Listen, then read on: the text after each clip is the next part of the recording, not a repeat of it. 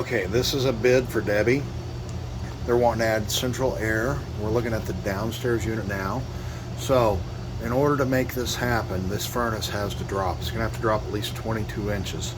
So, in order to do that, we can make that happen, but we need to drop this furnace down and lower it enough for the coil to fit under here. We can trim up a little bit.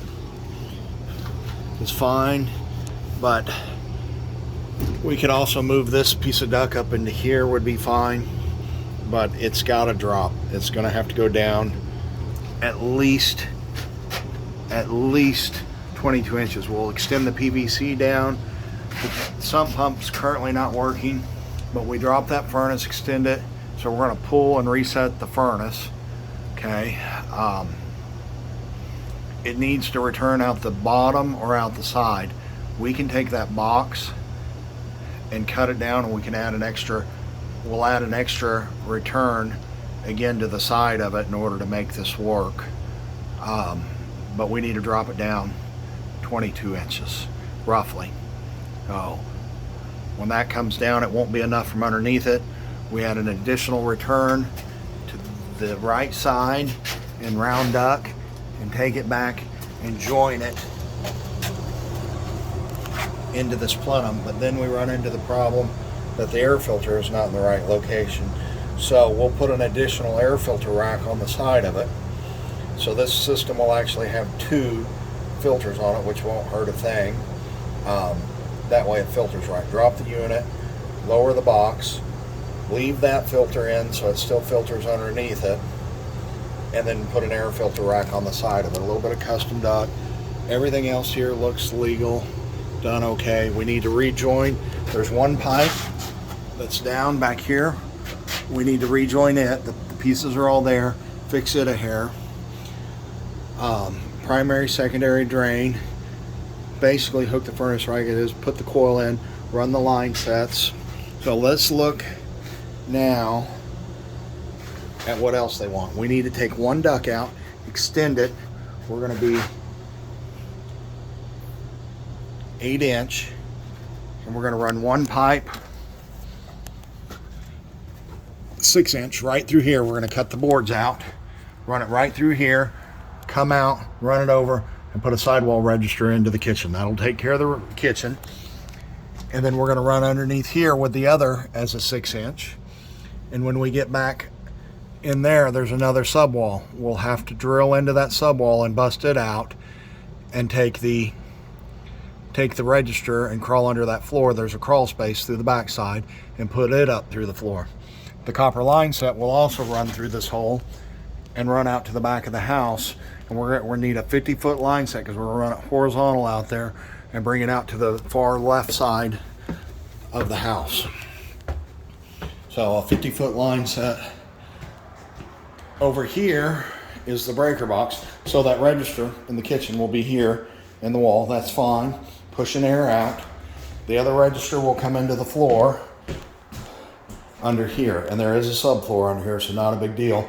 The electric panel is a square D. It is the Q style. So we'll need a piggyback breaker and a 30-amp breaker to make this work. And we'll come right through there, and we'll have to pull the wire again.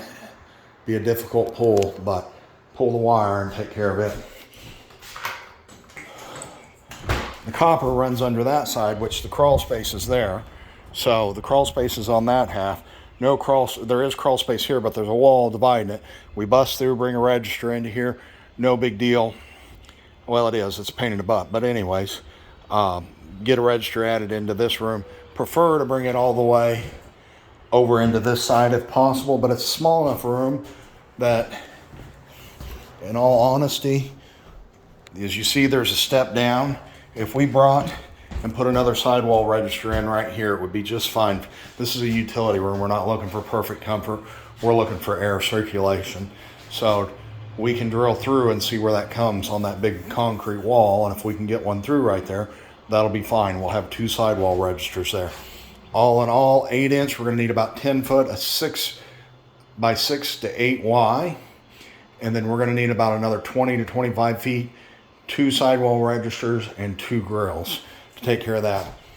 The electrical will come through there, pull it down. There's a crawl space underneath here that we can get to.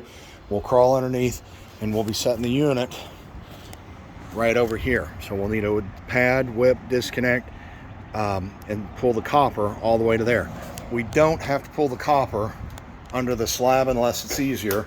We need to look at it as we do it. We may drill a hole through this and then pull the copper lines and come through here on the outside and come right through there and put the unit right there, so that copper line can run all the way that way. The next thing that they're looking at is a mini split upstairs. So that'll take care of the air conditioner. Full system. Some extra work definitely because we're going to have to pull a furnace. But let's go look upstairs. It's supposed to be a single room.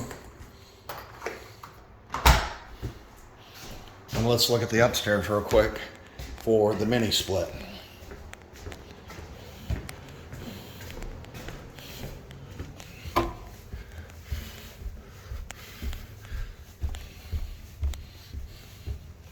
They had baseboard heat.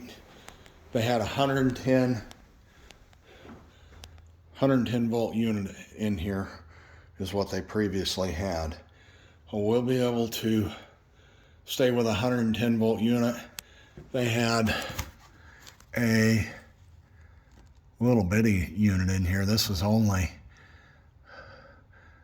about a 8,000, so it wasn't even a 1-ton unit. We can put a 1-ton 110. By code it has to be on a switch, and then we'll run the line sets down the outside, so we're going to need a long line set again. Yeah, we'll end up needing a long line set. Steal the electric off that. 2 rooms here. We're not going to try and condition them. The heat will take care of the bathroom. Through the 2nd floor, this unit will heat and cool, but a little 12,110 volt mini split will work. Let's look at the outdoors real quick, see what requirements we're going to need there.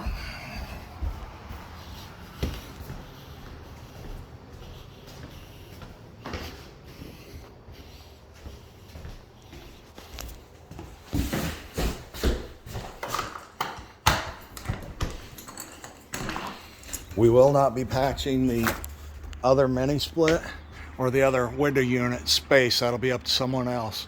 We're not going to do that.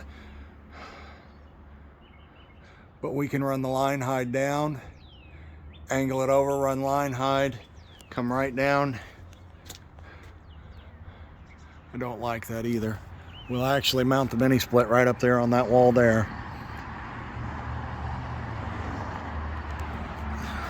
And bring the mini split and set it there, and it'll be a straight run up.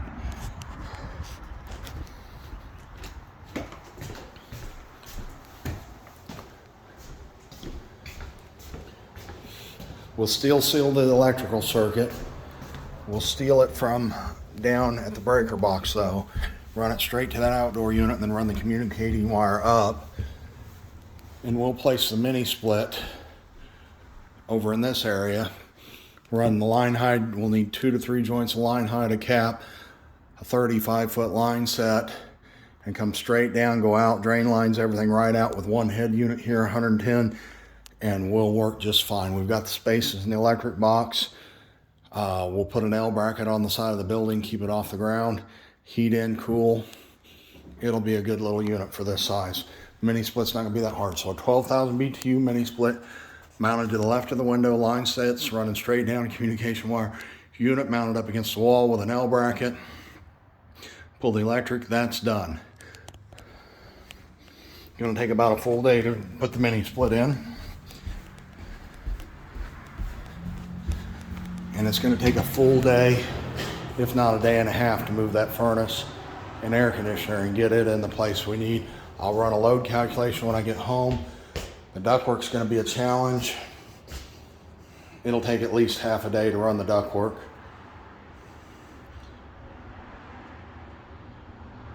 It'll be a good 2-day project to finish all this. So we'll submit the bids. That should be pretty much everything though. Breaker box out there for both units on that side of the house. Ductwork there, ductwork here. Pull the line set to the unit there, lower the furnace, and then fix the one duct that's down. That should be the full job.